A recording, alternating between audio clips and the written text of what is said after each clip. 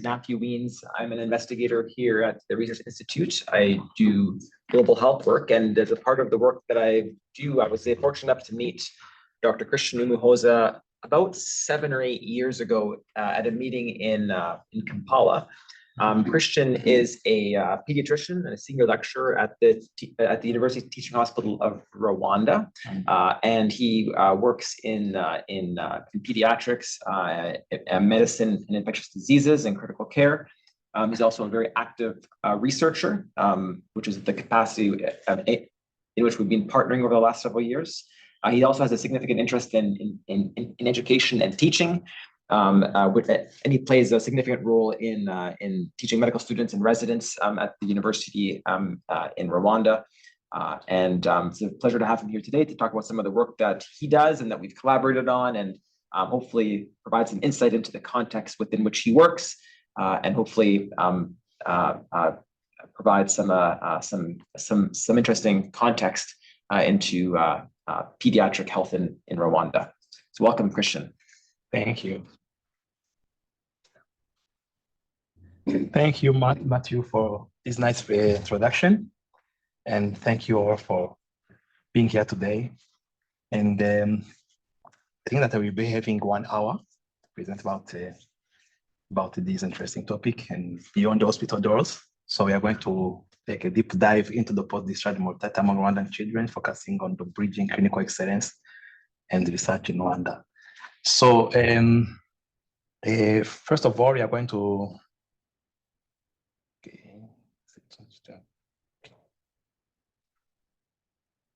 okay. It's not working. Oh, it's not working. Is it just this one here work? Okay. No. Everything.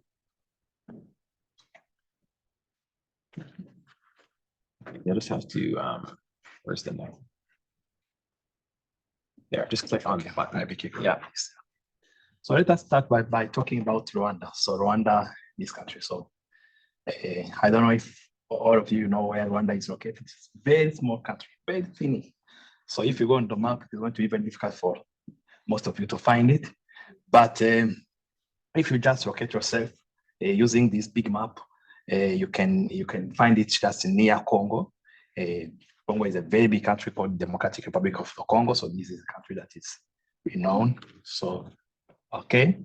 And Rwanda is just at the eastern part of the Congo. And we are surrounded by 4 countries. There's Uganda in the northern part of the country. There's Burundi in the south. And there's Tanzania in the eastern part. And then in the Democratic Congo, the big one. And Rwanda is this teeny country just in between those 4 countries. So it's a low income country, but we've been having some major growth over the past 2 decades.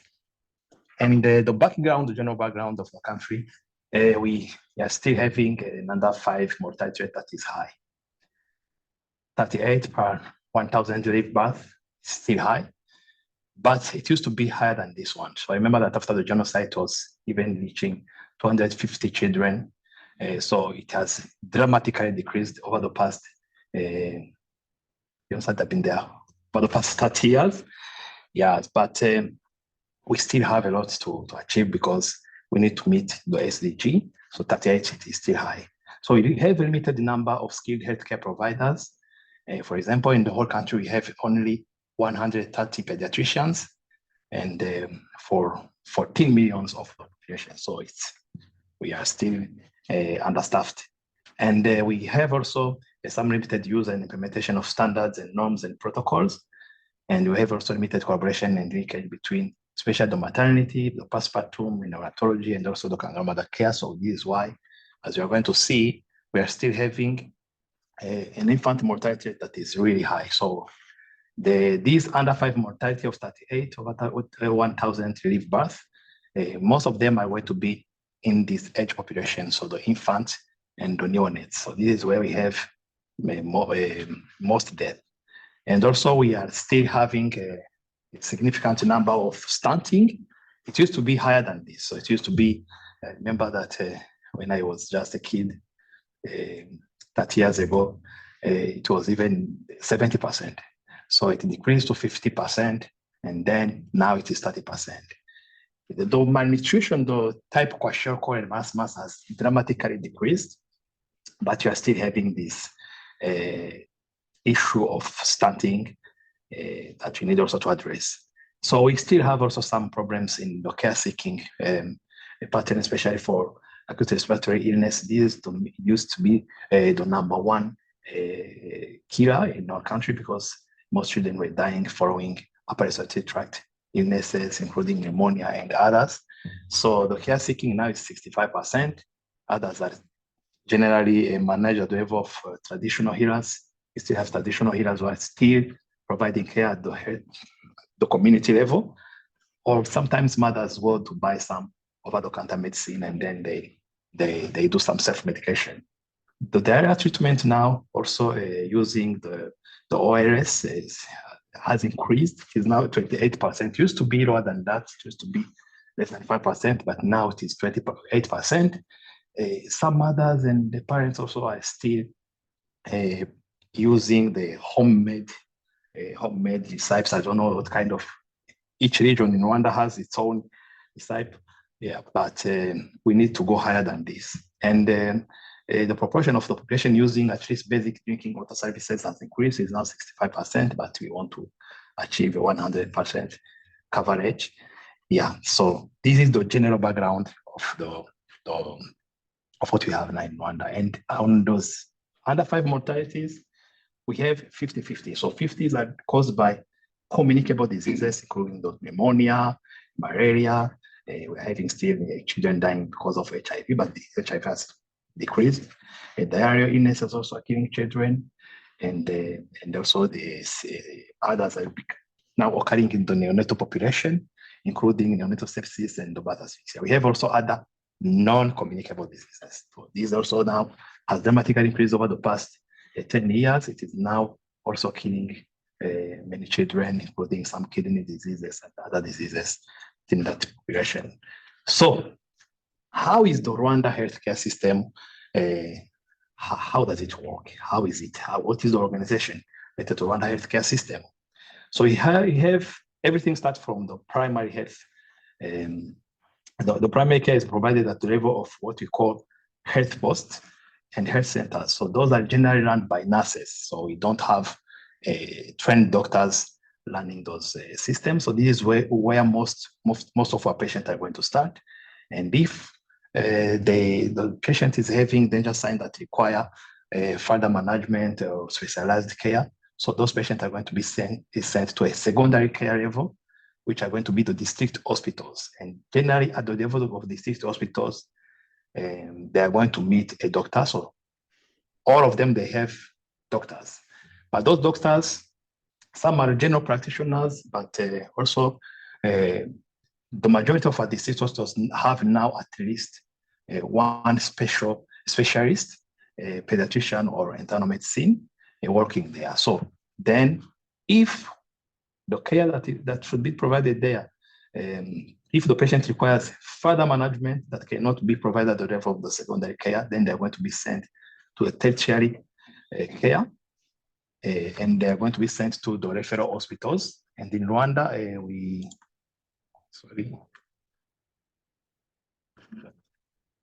Okay. And in Rwanda, those referral hospitals, we used to have 4.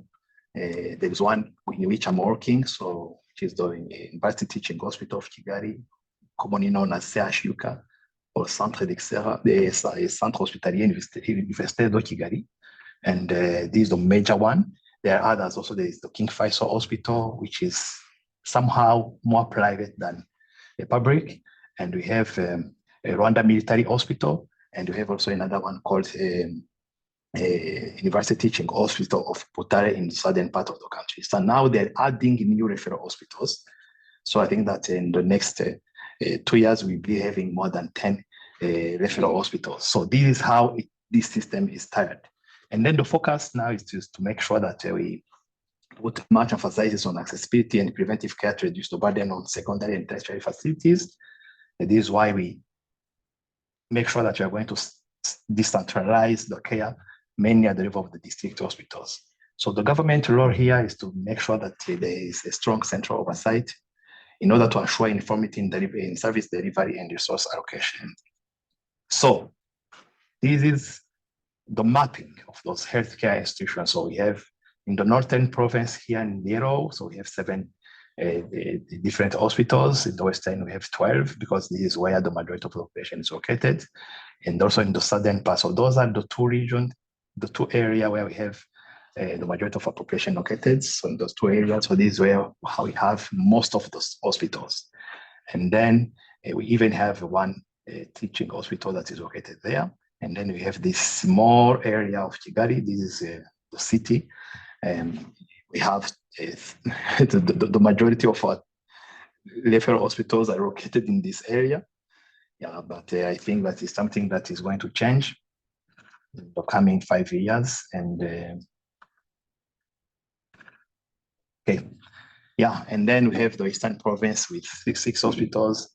But generally, when most of those patients are sent in Kigali, so we somehow manage the cases located in Kigali, but also in the Eastern Province. Yeah, so how do those patients get care? So generally, there is a community-based health insurance all over the country that we call Mutuelle de Santé, and this is covering 90% of the population. So, and this has made a significant impact in increasing the healthcare utilization and affordability. But also we have other private one, and that go all together with this one.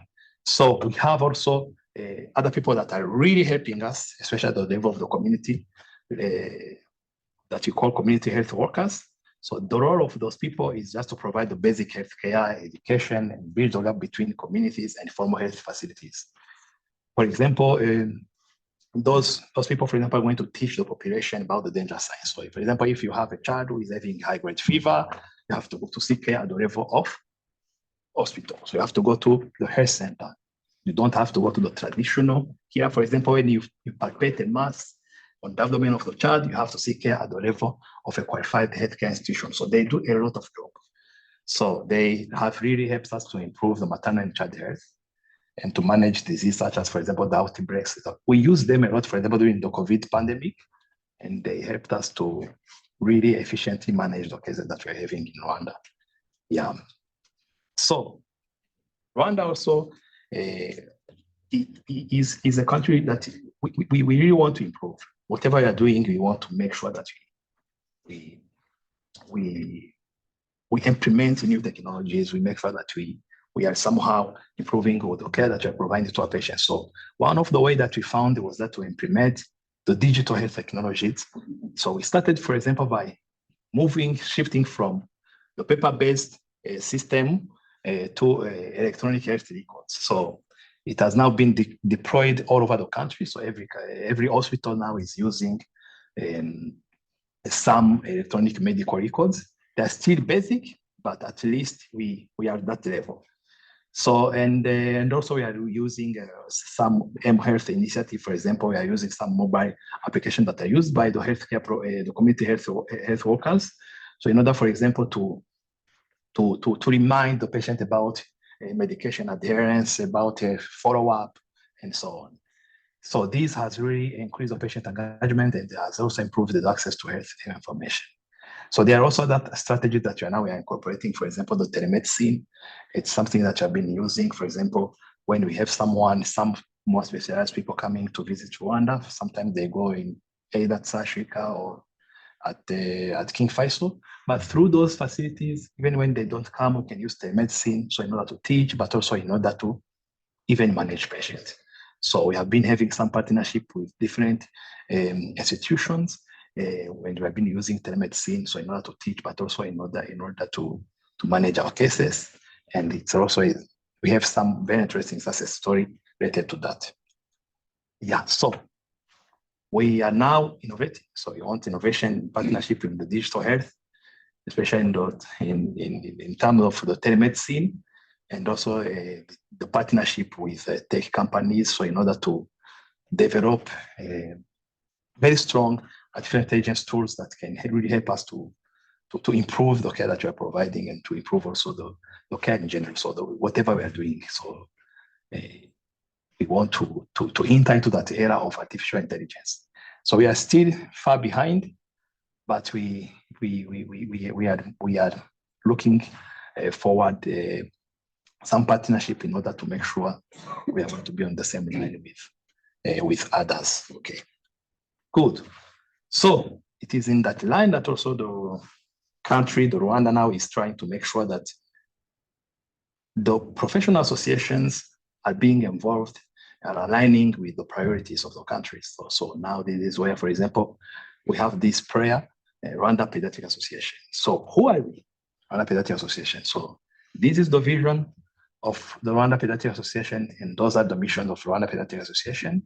And our motto in general, to make it short, it is just healthy child, our pride. So we want to make sure that Rwandan children are going to be healthy, and this is going to be our pride. So how are we going to achieve that? We are going to achieve that by promoting the quality preventive, curative, palliative, and rehabilitative pediatric services, so in order to enhance and disseminate evidence-based knowledge so as to improve the policies and strategies for better pediatric practice. So this is why, for example, playing a role in health advocacy of the child. We're really being involved in research and continuous professional capacity development of our pediatricians in collaboration with other bodies in Rwanda, but also in the region, but also beyond, in addition to serving as an effective voice for its member. So these professional associations had been founded in 2010. So at that moment, they were having only 5 pediatricians who founded it. We didn't have any office at all, so their office was mobile. So sometimes they were saying, okay, today we're going to have a meeting in this hotel. So they were meeting there, just having that kind of meeting, taking some minutes, and then the next time, for example, we're going to meet just at home. So for example, we come to visit, one is coming to visit another, and then they have that kind of meeting. So there were only 5, there were very few, we didn't have enough pediatricians. But over the past, starting from 2010 till now we have 130 members, pediatricians really involved in what RPA is doing. So there is that kind of growth that is somehow exponential, and we are really proud about that.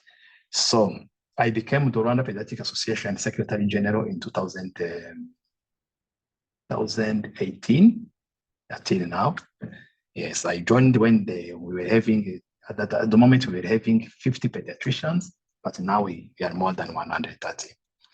So what do we do till now? So when we started, because we were very few, so we started by doing some kind of mentorship programs.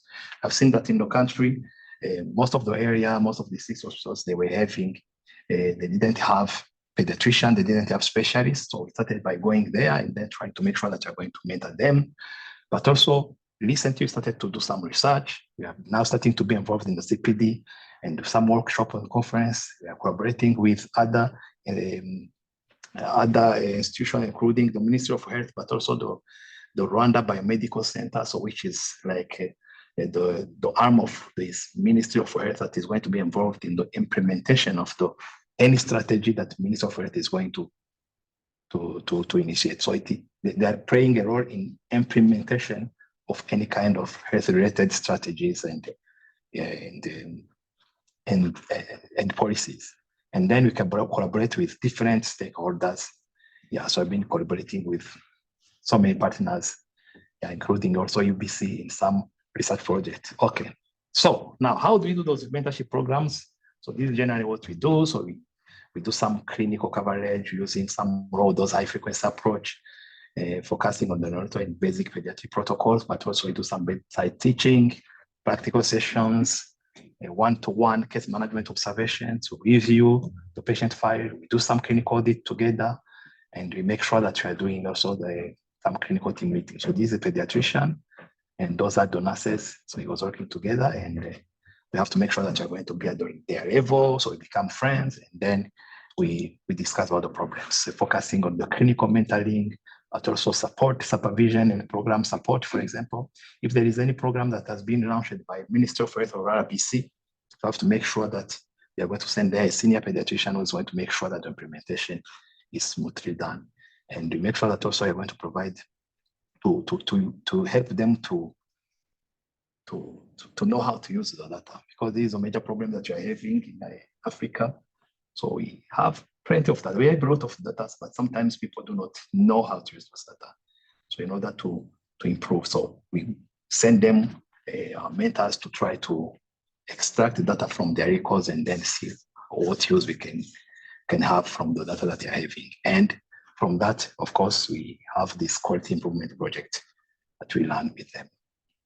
So, and recently we have started now to be interested in research. So as you are growing now, we're getting more members, very dynamic, coming from different institutions, coming from even some universities abroad. So people are coming with new ideas, new insights, and this is why we started to have to play a role in the research. So far, those are the researches that have been undertaken in the level of the Rwanda Pediatric Association. So the fourth one, the Smart Discharge for Children under 5 years, the ECO project, and the PARA project, and another one called DMOMAS. So those they are already, some are ongoing, but most of them have already been finished. And there is this Smart Discharge for older children. So it's a new project that now we are going to launch. We are now launching it right now. Yeah, so it has started. Yeah, so then those are the different partners we have been working with. Now, let us move to my hospital where I work, which is the main tertiary hospital in Rwanda, hospital that I qualify as the hub of clinical educational and research excellence. So it has 3 missions, and among those missions, it's that the first mission is going to be about the management, treating disease, so the clinical, but also it has another mission about the teaching. So it serves as the main teaching center, but also it has another mission. The last one is going to be about research and the development of the different clinicians working there. So those are the 3 main missions of the CHRICA. But we are now undergoing a capacity building in terms of the professional development. So we are now upgrading the level and of the doctors, but also of the nurses working there. So trying to make sure that they're going to find some fellowship programs. So now we're starting to have many fellowship programs coming in the country. We have also some doctors, for example, I think that there is one also is 2 working here. So there is Dr. Damas, I think that also used to be working at CHRICA, but he left. And I think that she was working here. There was another one also, I was told, Dr. Grace. So she's also working somewhere here in Canada, I think, or United States, I don't know. But those people, they're just doing some fellowship because they are seeing that there were some gaps in the hospital, and then they want to make sure that they're going to fill the gaps, and then they're going to acquire knowledge and skills that they're going to use to help our patients. Yeah, so, and we also are now in upgrading the infrastructures. There are some people here who have been in Rwanda, so they know the hospital in which we are. It used to be a health center 60 years ago. So but the vision of Rwanda now has changed. So we think that the hospital does not fit our mission. So we want now to go into a new one. So the new hospital is going to be I think that we were with Martin there. I showed him where they were building it. So it is going to be ready by next year. So it's going to meet international standards. It's going to be a very beautiful hospital. Yeah, so this is the capacity building I was talking about. And this hospital, the CHRICA, is also involved in community engagement with different outreach and mentorship programs, but also the patient education through different programs designed to empower patients with knowledge on disease management and health maintenance. So this is the small unit where I work, the pediatric emergency room. It was not even there. So when I became pediatrician, we didn't have that kind of pediatric emergency room. So patients were mixed. And then we started by saying, oh, we need a small room. So we made that kind of room. And we had also some very small PQ, which was having 3 beds. And this one was having 7 beds, 6 adult warmer, 4 stretchers. But you will never find a free bed. It's always full. And sometimes we have to put 2 patients on the same bed. Yeah, so it's the hospital is saying that we don't have to do that anymore. So most of the time we just have to borrow other beds from other departments, and patients are everywhere. So the bed occupation, when it is the lowest one, it is 120%, but most of the time it is reaching 180. That can even go beyond. So it can even have in 300% bed occupation rate. So it's not enough. So I have been really making a lot of advocacy, showing them that we need really more beds, and within the new hospital, so I was promised to get 40 beds. So I hope that they are going to keep their word. Yeah, so this is what we expect to have in 2025. Good. So let us talk about maybe research in Rwanda. So what are those challenges related to research now in Rwanda? The first one is about financing. Financing, most of the time, this challenge is because we don't know. We don't know about different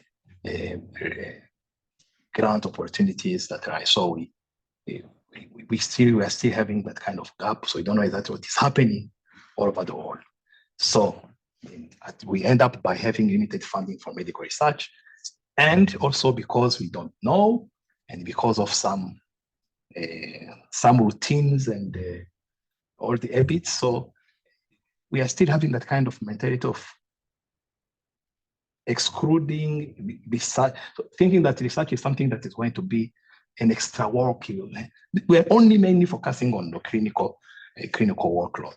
This is why we have limited time, protected hours for research activities. In the past, it was not even included on the weekly plan, that because we make a weekly plan for doctors, but also for nurses. So you saw that you were planned to do only clinical coverage.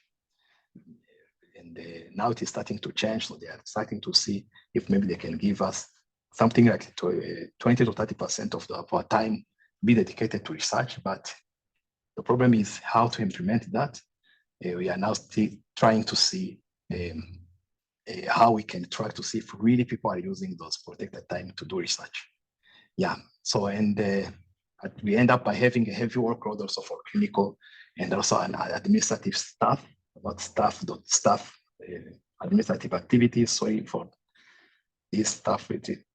Yeah, so we have a heavy workload for that. If, for example, I'm having 30 patients at my emergency and I'm the only one who is taking care of those patients, so it's challenging. Yeah. So how do we try to balance those clinical duties and research? Now the new director that we're having is really someone who loves research. He wants results. So I think that it is based on his medical background, and also he has a background in public health. So he's someone who is research oriented. So he wants results, and so they are now starting to help us to have some protected time. So the university, because also as you might say, I'm a faculty from university, but also I work in that hospital, which is a teaching hospital. They're trying to support us to try to find protected time for research. Now we have been negotiating to get at least something like 15 to 20 hours for research per week. Yeah, and so we were able to be granted 20 hours per week, especially in the afternoon. And Monday for me, it is Monday afternoon, Tuesday, and then Thursday and Friday. And I have the whole day of Wednesday for me just to do whatever research activity or academic work that I want. So that's okay for me. So this is something that has been implemented starting in 2024. So in January, I think that some of my colleagues are not using these for research purposes or teaching purposes. So they use that for private clinic, because when you go there, you are going to get some extra money. So it's something that is very hard to track and then to monitor. And also we are trying to make sure that we network with people who knows about research, who knows about all those different opportunities that can happen. So yeah, so we try to have some methods that are going to help us to achieve more.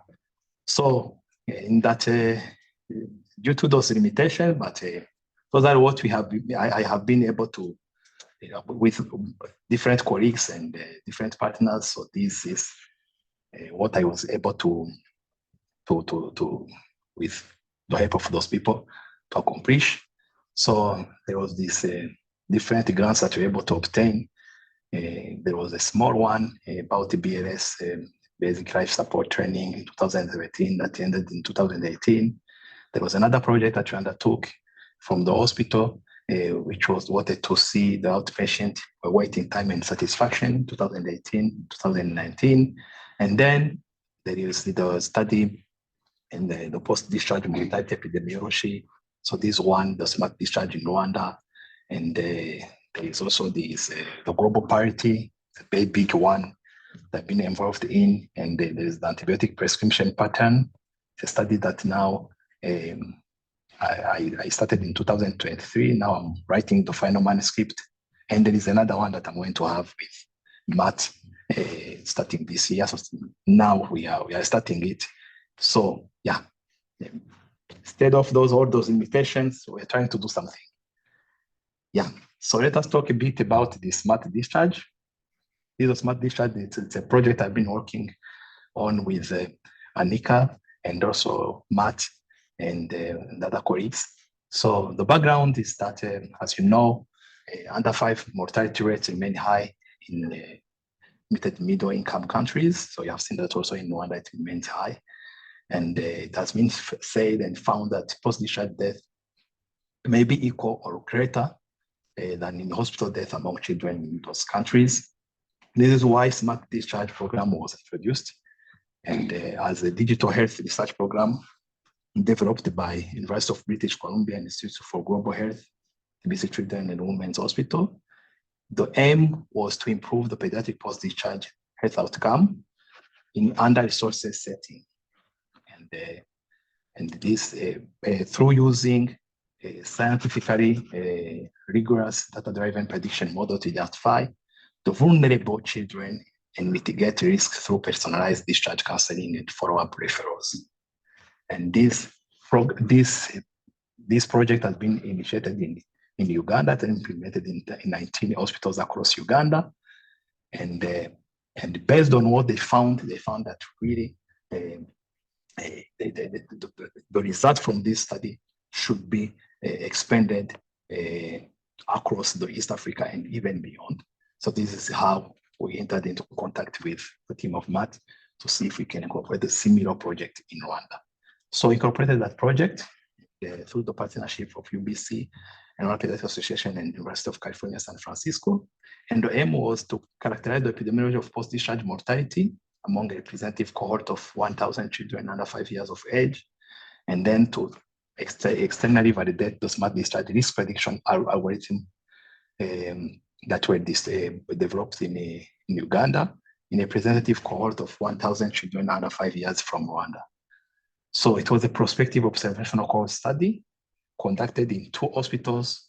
One hospital to Seashika, which is a setting that is located in the town. And then there was another one, which was Europe, and from February 2022 up to the October 2023. So those are the main enrollment and patient characteristics. I'm not going to go deeply into that, but I will shortly try to describe findings of the summary of the study results. So the findings is that we enrolled 1,218 children aged between 0 to 60 months, and they have been followed up to 6 months post-discharge to determine their vital status and also health-seeking behavior. And we found out that the mortality rate was, the overall mortality rate was 11%. And there was an equal distribution between in-hospital and also post-discharge death. So you see that this is very important, especially for the country, to have a post-discharge death that is equal to the one that happened in the hospital. This was something that was new for me. because I was thinking that many children are going to die in the hospital, and when they're discharged, they are not at risk of any death in the next 6 months.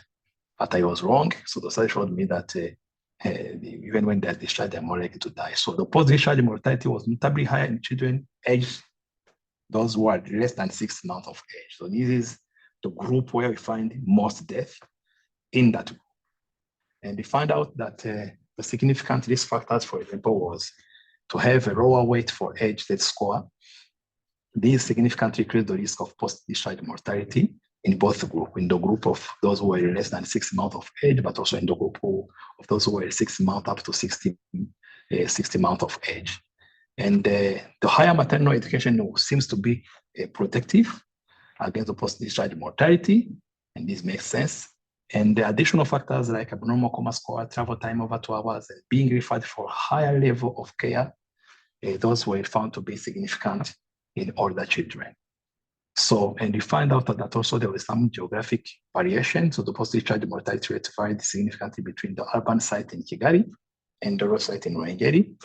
So most deaths were occurring in Kigali, but this is something that we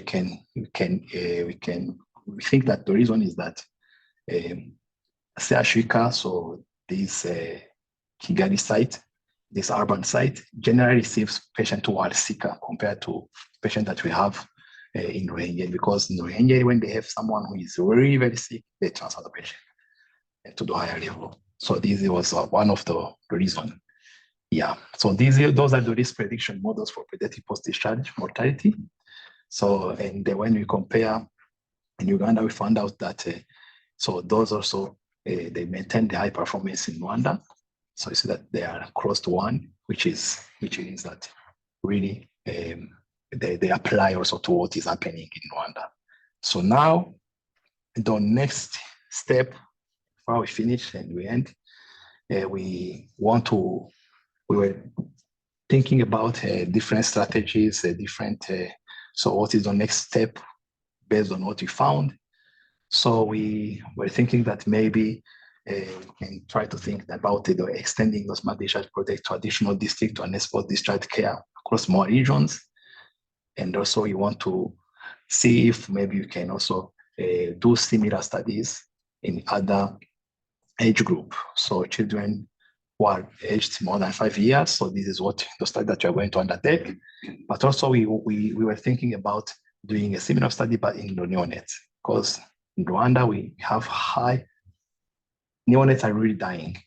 And I remember that we did some clinical audit to try to see how many neonates, especially the premature babies, die after being discharged from neonatology. So the results were alarming. So people were really afraid even to report the numbers that you saw. So we found out that most of them are dying.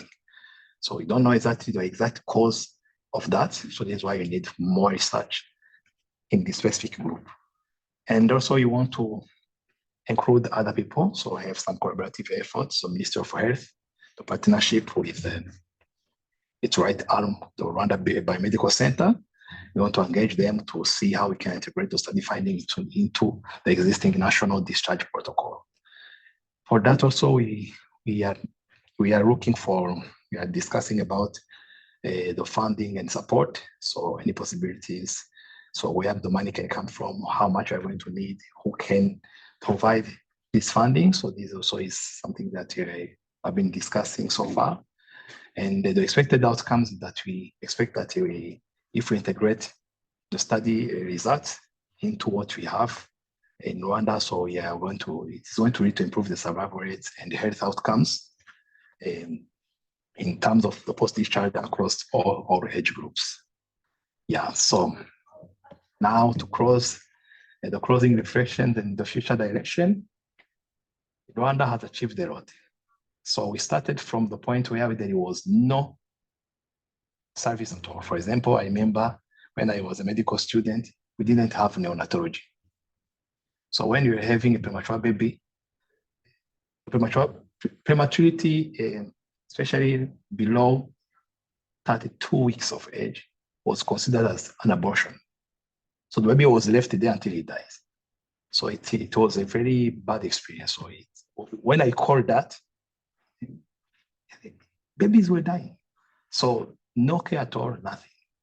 We didn't have a pediatric emergency unit. We didn't have, so they were just, children were just mixed in a big room with others. So I remember that we used to have, every day we're having at least 2 or 3 patients, pediatric patients just passing out, and it was normal. So nowadays we can spend even 1 month without having a death. So I think that it's really something, it's a great achievement. So the first priority of the country was to create services. Then the second step was to create functional services. So now we are just in the third step, which is now to introduce quality in what we are doing. So now the quality is what we are looking for. We want to have sustainable quality services, and we want to expand those services all over the country. And now my personal commitment is that everything that I do should align with the goals of my country. So I'm dedicated to advancing Rwanda's healthcare with a focus on collaborative effort to ensure comprehensive health coverage for all. So thank you for your kind attention. This is me and my small family, 3 children and my wife. So we really thank you for inviting us here and for your time and your attention. Thank you.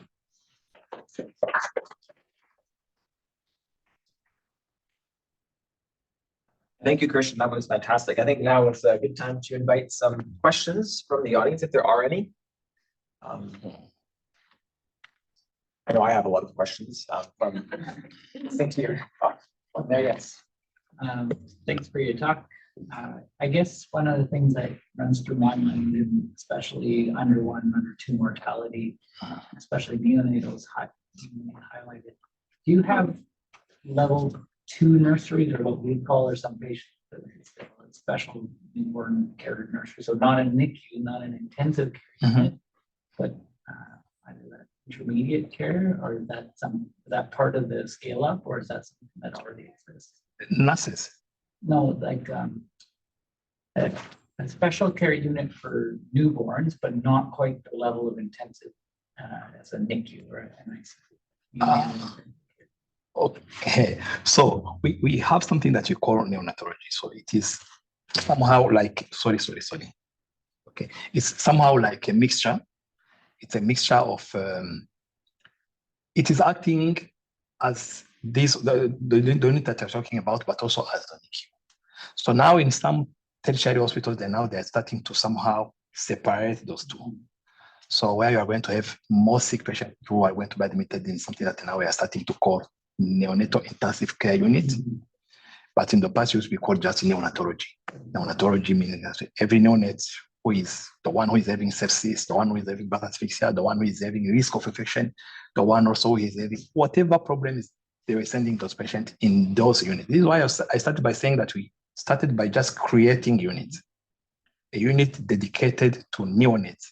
And then they shifted to functional units. And now they want to have that kind of quality. So at King Faisal and at South Africa, now they are starting to separate. We have this one that now we are calling, it is now called General Neonatal Unit. And there is this Neonatal Intensive Care Unit. And currently also they developed something that is called a Surgical Neonatal Unit. Yeah. Maybe can you expand on what services are in each of those areas at South Africa currently, just so that we can kind of get an idea of like what age are babies intubated, what are kind of some of the services, what kind of equipment is in each area. I think it would be interesting for people here to kind of understand in detail that what actually exists. Okay. Let us start from a pediatric emergency unit. For example, a pediatric emergency unit will receive a whole bunch of patients. So it receives starting from neonates. So any neonate who was born from outside the hospital is going to pass through our emergency. And they're going to be also, here you have a baby who is having gastroschisis. On the second bed, for example, you're having a child whom we are suspecting TB, and so on. So in that small room of 7 beds and some incubators, So we cannot separate those beds. And at that pediatric emergency, we don't have a ventilator machine. So when we need the ventilator machine, we have to send them in ICU, pediatric ICU, which has only 3 beds. 3 beds. We have a HDU that has 10 beds. But when we require, for example, some additional ventilator machine, we need to send them in adult ICU. So in that adult ICU, they have more beds. So currently they have up to 10 beds. Yeah, but this is not enough to serve the whole population. Yeah.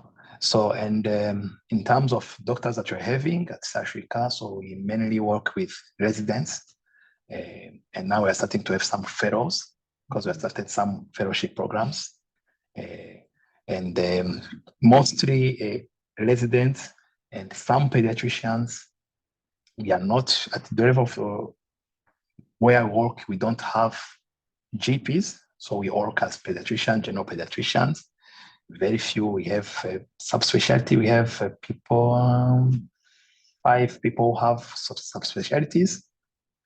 And we have 13 pediatricians. So 13 pediatricians, among those 13 pediatricians, only 5 of them have subspecialties, and or they are undergoing some fellowship program. So we are still understaffed.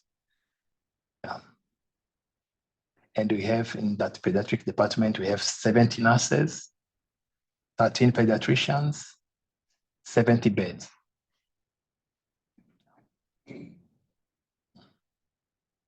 What would be the youngest baby that would go to the ICU in pediatrics? Youngest baby? Sometimes you can even send some premature babies. So we don't have age limit because we only have 3. So when you have few, so whoever requires it, and if you can fit, send them. So, how are you scaling like your training when you're doing the transfer to the hospital? What are your plans for training like nurses and specializing them in pediatrics if there's going to be more beds? Are you dedicating teams just to the pediatric part of the emergency room? How are you? For the transport? Yeah, or for moving like in the new hospital, are you changing any of your training programs with the building or? So I'm not getting away the question. The question When is, you like if you are moving and there's much more space now, Mhm. are you changing the way that you're training your nurses? If they're going to be are there going to be dedicated nurses to the pediatric department in the emergency, or are you keeping them moving back and forth, or how is that working? Yeah, so in my hospital, generally, we have nurses who have been working in pediatrics over the past 20 years. So now what the hospital is trying to do is trying to upgrade their level. So by just giving them some fellowship and other advanced training.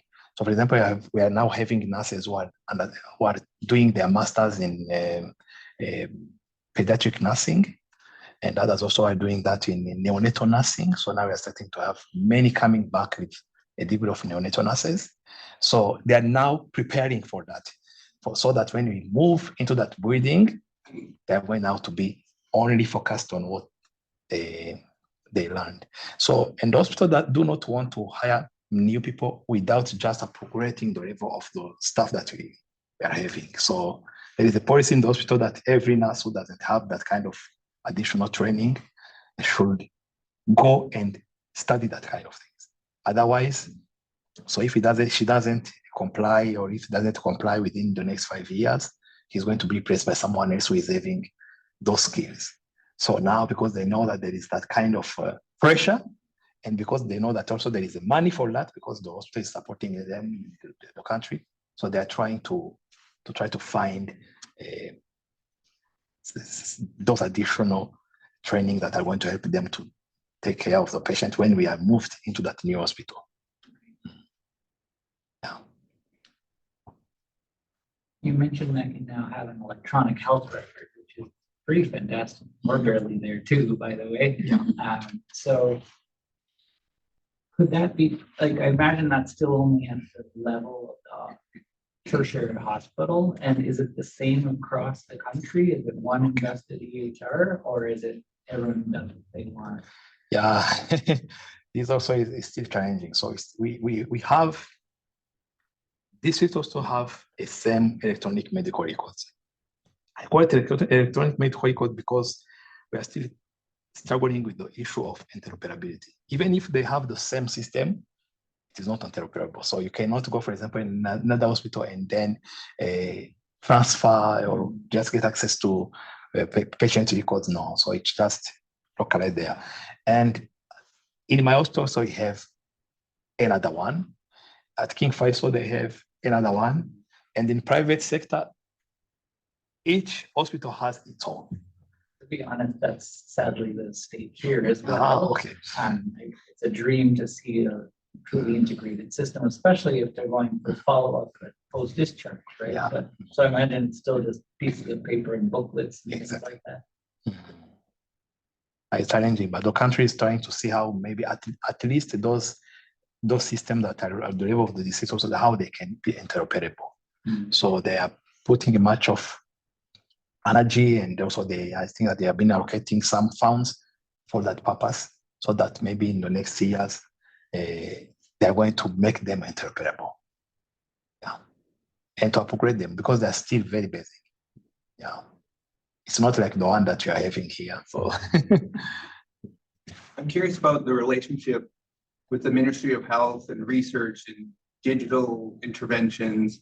If smart discharges is connected with the Ministry of Health in Rwanda, or in Uganda, we're jumping through all these hoops to get the system kind of approved for regular clinical care at all the facilities across Uganda. So I wonder what the state is in Rwanda. yeah, so this is going to be our next step. So we want to make sure that, because this project has been under the umbrella of Rwanda Pediatric Association. So now we want to move this project higher. So we want to make sure that Ministry of Health is going to play a role into the implementation of this project at the country level. It's our next step. Have they, for some of the other research projects that you worked on, has the Ministry of Health been involved at all, or do they say, oh, you can't do this? Because like, are the hospitals able to do whatever research projects they want, or do they have to like get some approval from the Ministry of Health? No, you don't. Also can do their own research project, so they don't have to get approval from the Ministry of Health. But when you come into on that part of implementing what you found, so then you are going to make sure that you're going to involve them. Yeah, they're really very, very flexible about that. So you do your research, but when you find that something very interesting, so then you can make them be part of what you want to implement. Thank you so much for the talk. I really appreciated hearing about the national context and also the specific initiatives that you're working on. I'm curious, with most of those initiatives you had international collaboration, what do you see as some of the most important opportunities in collaborating internationally? Very, very good question. So first of all, for me, working with some international partners, so first of all, the first thing that you run is, first of all, you learn what research is. So it was very difficult for me and also for my colleagues. So when you start to work with them, so you know nothing about research and you know nothing about research opportunities and also about the trends. Sometimes you think that, yeah, this is a very good idea, I have a great idea, and then you find out that this is not the trends.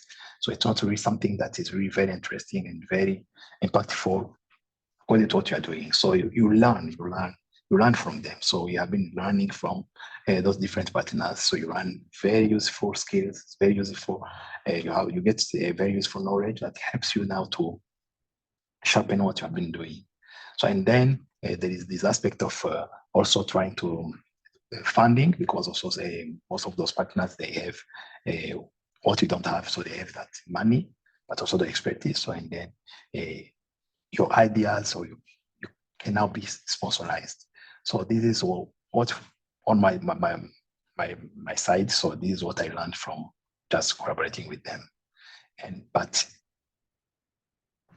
for me, the value of those networking and that kind of to know exactly the opportunities where you can look for, this is something that is very useful. So even to know for them.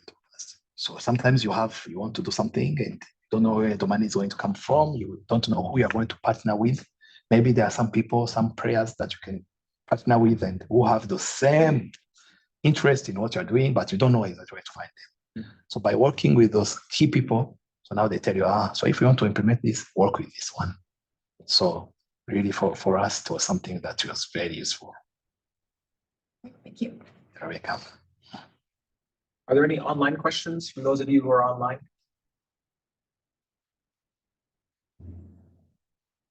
So I have a question. I know that one of the most common initiative that I see for community level care is something to do with expanding the scope of community health workers, task shifting.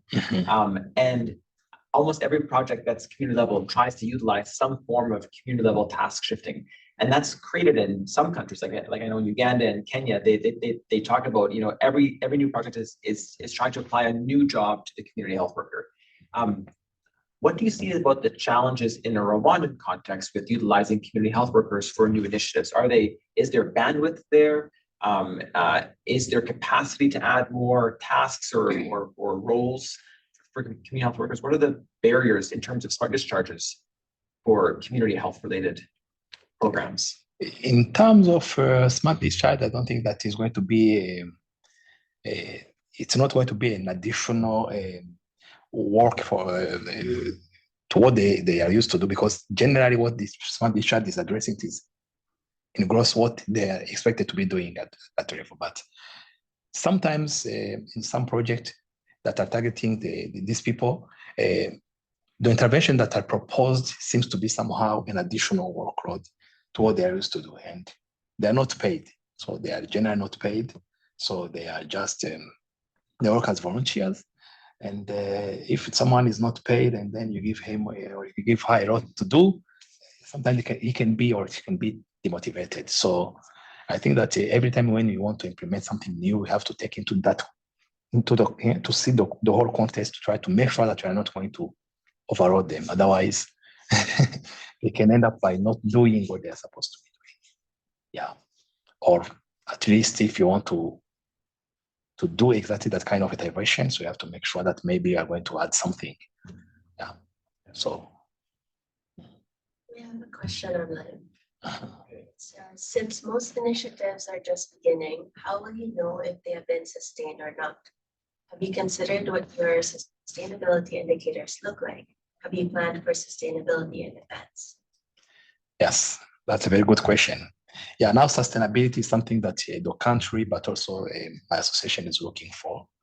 So for most of those interventions, now the country level, so they are now starting to be interested in what kind of intervention measures that you can implement in order to see if really the intervention are going to be sustainable. Because we had a very negative, I can call that negative experience with different partners in the past, for example. So we're having partners that's coming, doing some very good things, and then doing some mentorship programs or some other programs run by the Ministry of Health, and then they were just going, and then after maybe 1 year or 2 years, so you go back to see that the intervention that we implemented have completely disappeared, because that aspect of implementation and also of sustainable intervention. So the sustainability of what has been implemented was not there. So now the Ministry of Health now is starting now to think about that. So every new intervention that now we are incorporating in Rwanda. So this is the question that they ask you. So how are you going to make sure that whatever you're proposing is going to be sustainable? Yeah. So for some of those interventions, so we make sure that we keep in those implementation strategies, but also the sustainable measures that we incorporate. So make sure that we have people that we call champions. So we're going to make sure that even after the program has ended, so those things keep to be changed, maintained. And when they are incorporated into the policies from the Ministry of Health, at that level now we are sure that the implementation is something that is going to be maintained over time. Yeah, so we are involving Ministry of Health. We make sure that it's going to be incorporated into their policies, and we make sure that we have local champions who are going to be playing a role in the sustainability issue.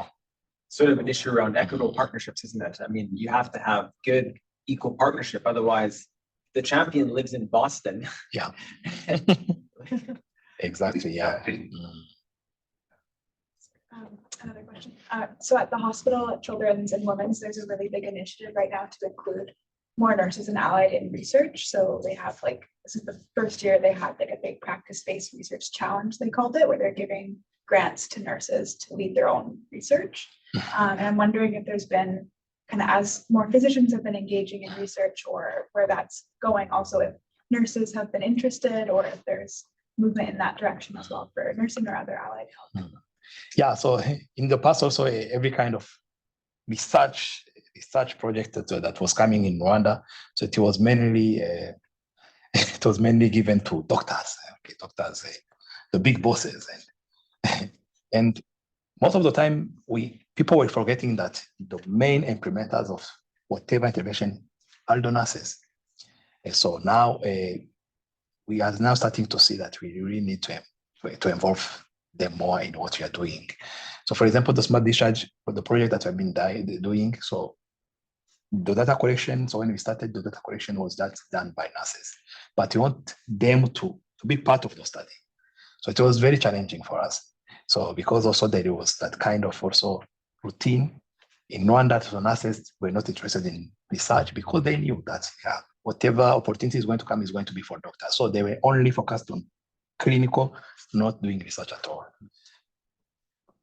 And when we started to have some partnership, and there was also a HRIH program that was launched in Rwanda. So some nurses started now to do some visits, some observership visit in different institutions in the United States.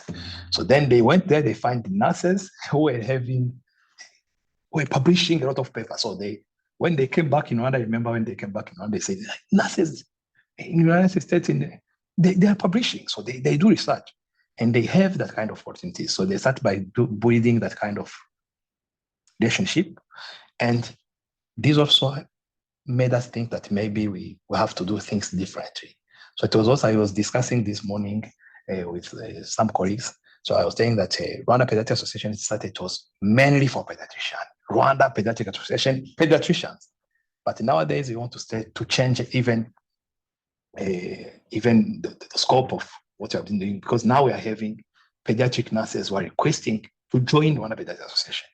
So now we want to start working with them. So, and we have even started working with them, and some of them are really very wonderful. So even at Rwanda Pediatric Association in our office, so we have one nurse who is the one who is in charge of now the research activities.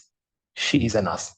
So we think that you have to change this paradigm. You have to have that kind of shift in paradigm to make sure that also nurses are going to be incorporated. So it's our next move. Yeah, maybe next year we are going to have a nurse who will be presenting similar things about Rwanda, who is going to be coming from Rwanda. So we want to make them our partners and to make them also be part of what we are doing. So I think we are out of time. We're 5 minutes over. We will close this session, but then we have some pizza and refreshments for those of you who want to stick around and engage with Christian more.